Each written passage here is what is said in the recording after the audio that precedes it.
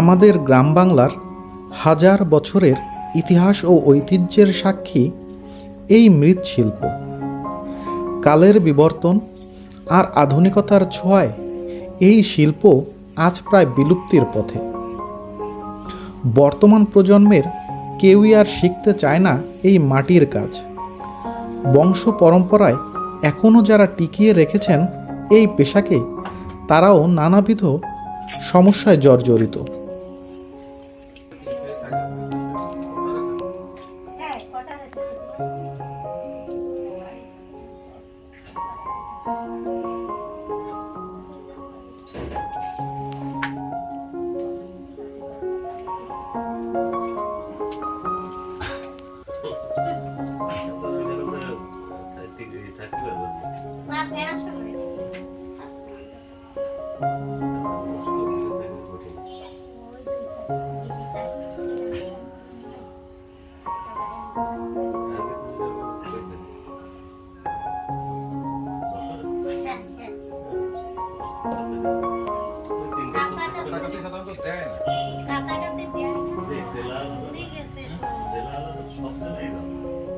লাস্টের দিকে দেয়